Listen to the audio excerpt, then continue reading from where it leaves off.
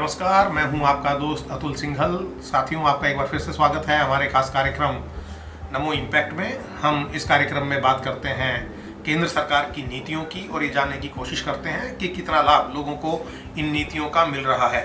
आजकल जो सबसे ज़्यादा चर्चा है वो है जीएसटी की, गुड्स एंड सर्विस टैक्स, जो आज से 6 साल पहले मुझे लगता है उसको लागू किया गया था।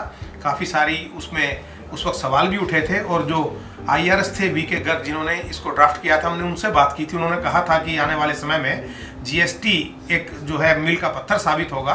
हमने देखा कि पिछले 6 महीने से लगातार 1,65,000 करोड़ से ज़्यादा का जीएसटी कलेक्शन हो रहा है। और ये जो जीएसटी कलेक्शन है, इसके कारण देश के अंदर बहुत सारे विकास के कार्य हो रहे हैं। और मोदी जी कहते हैं कि जीएसटी का मतलब ये भी है कि व्यापार बढ़ रहा है। तो हमारे साथ हैं ठाकुर अनूप सिंह, जो मार्ग ERP एक कंपनी है, उसके संस्थापक हैं, उसके चेयरमैन हैं। और जीएसटी के अंदर उनका काफ़ी बड़ा कंट्रीब्यूशन रहता है। हर साल या हर महीने वो बहुत बड़ा अमाउंट जीएसटी के रूप में देते हैं। हम उनसे जानेंगे कि किस प्रकार से आपको लगता है, जैसे मैंने आपको बताया, बहुत बहुत स्वागत है आपका इस कार्यक्रम में अनूप जी, कि जीएसटी का कितना बड़ा रोल है देश के विकास के अंदर। धन्यवाद अतुल जी। और जीएसटी का देश के विकास में बहुत बड़ा योगदान है। जैसा कि आप सभी जानते हैं कि जब से जीएसटी आया है तब 75,000 करोड़ से आज 2.25 लाख करोड़ के करीब हम पहुंच गए हैं। और इसकी उम्मीद है कि हम बहुत जल्दी 2.5 लाख करोड़ के आसपास में जीएसटी हमारी रेवेन्यू आएगा। और जब निश्चित तौर पे जैसे जैसे जीएसटी बढ़ेगा वैसे वैसे देश की तरक्की भी बढ़ेगी, क्योंकि सरकार के पास जब पैसा होगा तो ही इंफ्रास्ट्रक्चर डेवलप होगा। हर चीज की, जैसे आप रोड पे हमेशा बात करते हैं तो जी, तो रोड का भी विकास तभी से हुआ है जब सरकार के पास धन आया है। और ये आज की समय नहीं है, पुराने अगर आप इतिहास में भी चले जाइए तो इतिहास में भी राजा को जब कर मिलता था उसी से ही उसकी ग्रोथ बढ़ती थी। तो जीएसटी बहुत इंपॉर्टेंट है। और मैं एक सॉफ्टवेयर कंपनी चलाता हूं, मार्ग ERP लिमिटेड। अब मैं अपने बारे में थोड़ा सा बता देता हूं कि बताइए, कोई बात नहीं, वो भी चलेगा, बताइए। तो मैं आपको इसमें ऐड करना चाहूंगा कि 1992 में जब मैं दिल्ली आया तो यहाँ पे उस समय में कंप्यूटराइजेशन नाम की कोई चीज हुआ नहीं करती थी। हम लोगों ने जब कोर्स किए थे तो उस समय कंप्यूटराइजेशन नहीं था। और फिर धीरे धीरे कंप्यूटराइजेशन में बड़ा 2000 में जाके हमने एक कंपनी खोली, मार्ग ERP। आज मार्ग ERP सॉफ्टवेयर को प्रयोग करने वाले 10 लाख से ज्यादा कंपनियां उसको चला रही हैं। इससे क्या फर्क पड़ा? मैं कहता हूं कि माननीय मोदी जी ने निश्चित तौर पे देश के अंदर एक अच्छे साधन डेवलप किए हैं, अच्छे सिस्टम्स डेवलप किए हैं। उसी में से जीएसटी भी एक है। और हमने क्या किया, मार्ग ERP ने छोटे छोटे व्यापारियों को जीएसटी के साथ जोड़ा। जब छोटे छोटे व्यापारियों ने जीएसटी के साथ जुड़े हैं तो उससे निश्चित तौर पे जो ब्लैक मनी का धंधा है वो कम हुआ और एक नंबर में धंधा होना शुरू हुआ।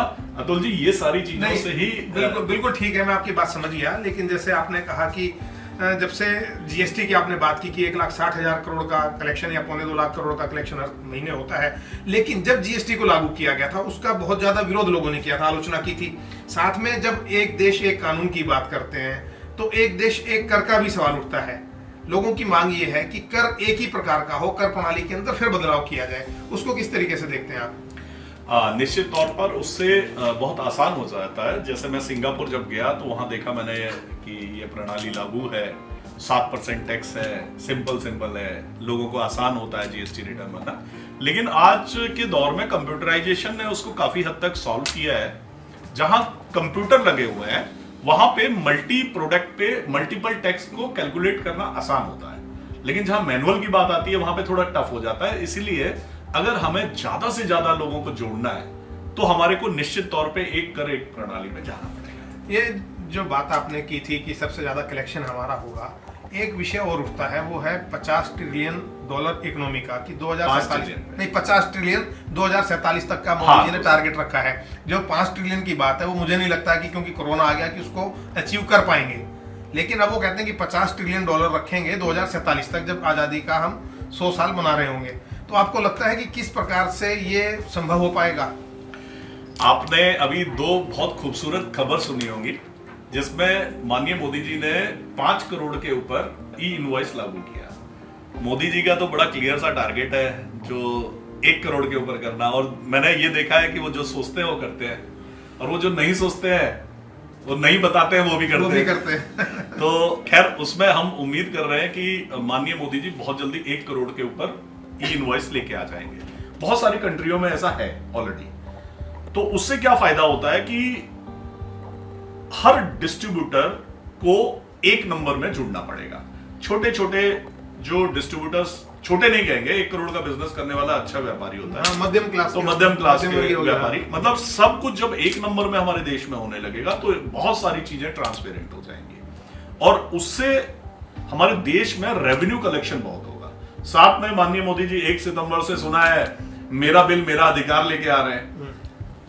इसके माध्यम से एक देश है उसने अपनी इकोनॉमी को कई गुना बढ़ा लिया। मेरा बिल मेरा अधिकार, आपके पास ऐप होगी, उस ऐप में आप अपना बिल लोड करेंगे और करोड़ों रुपए के इनाम जीतेंगे। कमाल है। आप भोजन करने जा रहे हैं, आपको पता चला लकी ड्रॉ निकल आया, आपके 1 करोड़ रुपए आप जीत गए। इन्होंने, मोदी जी ने ऐसा क्यों किया है? बड़ा सिंपल सा है, इसको मैं थोड़ा सा बताना चाहूंगा। देखिए, मोदी जी का एक बड़ा सीधा सा सपना है कि जो पैसा तुम्हारे प्रॉफिट का है वो तुम्हारा है, जो पैसा सरकार का है वो सरकार का है। बिल्कुल ठीक तो है। हम लोग अपना हिस्सा आप रखो, हमारा हिस्सा हमें दे दो।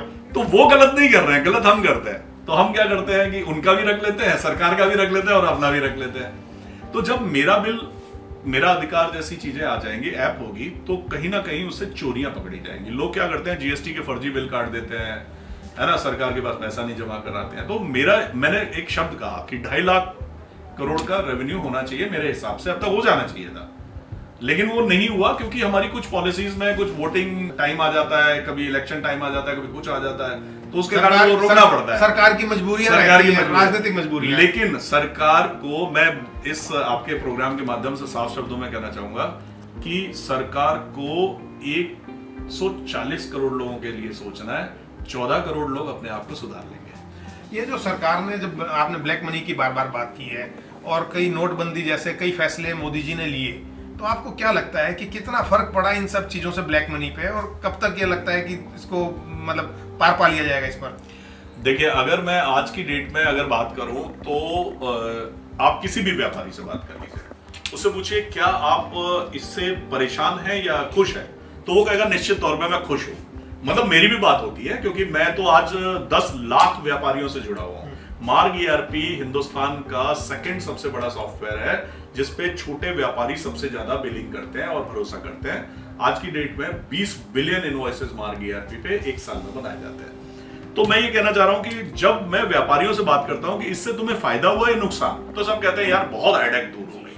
पहले क्या होता था, हम 2 नंबर में काम करते थे, तो उसका कैश का कोई, कैश की क्या गारंटी है, सरकार की तो कोई गारंटी नहीं है। आज कम से कम चेक बाउंस हो जाता है, आपकी पेमेंट नहीं आ रही है, आप कोर्ट तो जा सकते हो, आप मांग तो सकते हो, आपके पास राइट तो है। उस समय तो आप कच्चे में कर रहे हैं, आपके वो तो विश्वास का है, कोई लेके भाग गया, खत्म कहानी। तो आज व्यापारी ज्यादा खुश है और इवन अपने परिवार के साथ भी वो थोड़ा समय बिता पा रहा है, खुश है वो। आज आप किसी का भी इंटरव्यू में लिखते में ये पूछ लीजिए नोटबंदी से क्या हुआ, वो कहेगा मेरा जीवन सुखी हो गया। और मैं एक बात और इसमें ऐड करना चाहूंगा, माननीय मोदी जी जब से आए, मैं इस बात को नहीं कहता कि माननीय मोदी जी बम निरोधक पे ज्यादा काम करते होंगे, लेकिन एक बम भी नहीं फटा। तो इससे ये तो पता चलता है कि हमारे देश में जो करप्शन के कारण बहुत सारी चीजें हो रही थी, जैसे कश्मीर में पत्थरबाजी हो रही थी, वो खत्म हो गई। आप यहां देखिए, डर लगता था पिक्चर हॉल में जाने में कि कब बम फट जाएगा। अब मैं इसको इससे जोड़ना नहीं चाहता, लेकिन क्या ये नोटबंदी का फर्क है? तो मैं कहूंगा हाँ यार, ये कुछ फर्क तो उसका भी है। आपने ये तो बड़ी अच्छी बात कही, और उत्साह आपकी बातों से निश्चित तौर पर जो व्यापारी वर्ग है उसमें आएगा। और आपने पिक्चर हॉल की बात की, तो हमने तो बसों में वो जमाना भी देखा कि बसों में लिखा होता था सीट के नीचे झांक कर देखिए कहीं बम हो सकता है, बिल्कुल सब जगह लिखा होता था। आपने बार बार मार्ग का जिक्र किया, और आपने शुरू में जब हमने आपसे बात शुरू की थी तो आपने बताया था सड़कों की बात, कि जीएसटी का पैसा सड़कों पर लगा है। चूंकि आपकी कंपनी का नाम भी मार्ग है, तो आपको क्या लगता है कितना बदलाव? क्योंकि हमने ये सुना है या ये जाना है कि ये जो मंत्रालय है, राजमार्ग मंत्रालय या सड़क परिवहन मंत्रालय, इसमें काफी काम हुआ है। किस प्रकार का बदलाव आप देखते हैं राजमार्गों में? साहब ऐसा है कि मुझे तो अतुल जी पूरे देश में घूमना पड़ता है, क्योंकि अच्छा एक चीज और मैं इसमें थोड़ी सी ऐड कर देता हूँ। बड़े गर्व के साथ मैं ये कह सकता हूं कि जो 10 लाख व्यापारियों को हम लोग सर्व कर रहे हैं वो 850 शहरों के अंदर मार्ग ईआरपी ने exclusive sales and support centres खोले हैं। हम ये कहें कि दुनिया में हम मारुति के बाद सबसे बड़ा सपोर्ट सेंटर है, तो इसमें कोई अतिशयोक्ति नहीं होगी। और जहां लाखों बच्चों को ऑपरेटर का रोजगार मिला कंप्यूटराइजेशन बढ़ने से। जैसे आपने व्यापार है, आपने कंप्यूटर लगाया तो आपके पास 2 कंप्यूटर लगाए तो आप एक लड़के को नौकरी भी देंगे, एक खुद चला लेंगे। जिसके पास 5 कंप्यूटर हैं 4 बच्चों को नौकरी मिलेगी। तो ऐसे लाखों, कम से कम 10 लाख बच्चों को नौकरियां मिली हैं जिसके ऑपरेटर वाइज नाम हमारे पास है। तो न केवल व्यापार बड़ा है देश में, ये सब भी बड़ा है। और इंफ्रास्ट्रक्चर में जो फील जो मैं करता हूं, पहले लोग क्या करते थे कि मैं अपनी बात बताऊं कि हम जाते थे तो हमें ऐसा लगता था यार इतनी टूटी फूटी सड़कें हैं, आप यहां से अलीगढ़ चले जाइए। अब अलीगढ़ आप गाड़ी से जाएंगे या उस समय तो मोटरसाइकिल हुआ करती थी, तो हम मोटरसाइकिल पे जब जाते थे तो वहां से जाते जाते वहां पहुंचते पहुंचते हम ऐसा काम हो जाता था कि एक दिन के लिए आपको पहले आराम कीजिए फिर उसके अगले दिन। तो आप सोचिए एफिशिएंसी कितनी बड़ी है। आज मेरे को आगरा जाना है तो मेरे को कितनी देर लगती है, एकदम धंधनाते हुए पहुंच जाइए। आपको अलीगढ़ जाना है, आपको नियर बाई जाना है, खैर प्लेन वगैरह की तो बेनिफिट है, कहीं भी चला जाइए आप रोडों से। मैं तो ये कहूंगा कि साहब रोडों ने इस देश को एक नई जान दी है। और ये आप ये मान के चलिए कि जिस तरीके से रोडों पे काम हो रहा है, मैंने सुना है कि 2 लाख करोड़ के प्रोजेक्ट अभी चल रहे हैं। तो अगर वो, मैं समझता हूं कि हिंदुस्तान के अंदर एक बड़ी परिवर्तन की ओर हम बढ़ रहे हैं और पूरी दुनिया को ये दिखाई दे रहा है। और आज की डेट में जो पूरी दुनिया की नजर अगर भारत पे है तो वो माननीय मोदी जी के विचारों से ही है। उनकी देखिए, देश तो आजाद बहुत पहले हो गया था, आज 70-75 साल हो गए, लेकिन हमने 75 सालों में क्या पाया है? पिछले, मैं कह रहा हूं, मैं 92 में दिल्ली आया था, 92 से मैं काम कर रहा हूं सॉफ्टवेयर इंडस्ट्री के अंदर। मैंने पिछले 5 साल के अंदर 8 सालों में जो बदलाव देखा है व्यापारियों के अंदर, आज की डेट में हम आज से 8-10 साल पहले हम जहां 2000-1500 सॉफ्टवेयर नहीं बेच पाते थे, मतलब व्यापारी ग्रोथ ही नहीं कर रहा था। आज हम 7-8 हजार सॉफ्टवेयर बेचते हैं, यानी कि 7-8 हजार कंप्यूटराइजेशन कर रहे हैं। कितनी स्पीड बढ़ी है सर। अनूप जी, आपने जम्मू कश्मीर का जिक्र किया कि वहाँ पर भी सुधार हुआ है और आपके वहाँ पर डिस्ट्रीब्यूटर्स भी फैले हुए हैं। और मैं देख रहा हूँ कि पीछे आपके आदरणीय पिताजी की तस्वीर है, फौजी रहे हैं वो।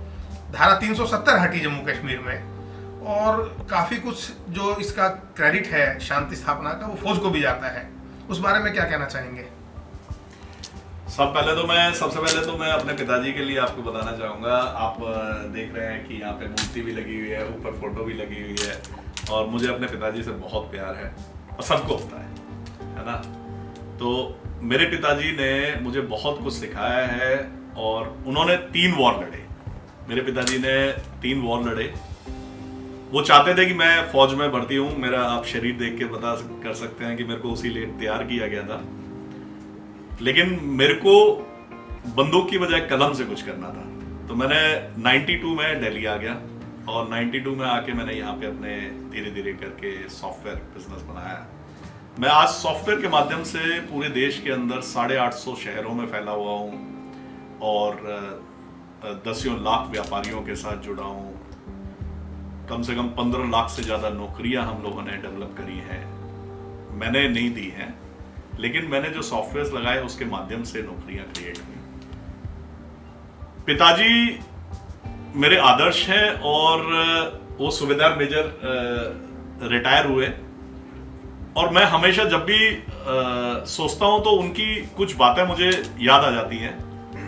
जब मैं पहली बार कह रहा था कि मैं बिजनेस करना चाहता हूं तो मेरे पिताजी ने कहा था कि तुमको बहुत पैसा कमाने का शौक है, तो तुम ना वो राम लड्डू हुआ करते थे जम्मू में। तो हम सांबा में भी रहे पिताजी के टाइम में। 3 वर्ष में सांबा के जो अम्निशन डिपो था सबसे बड़ा, उस पे रहा।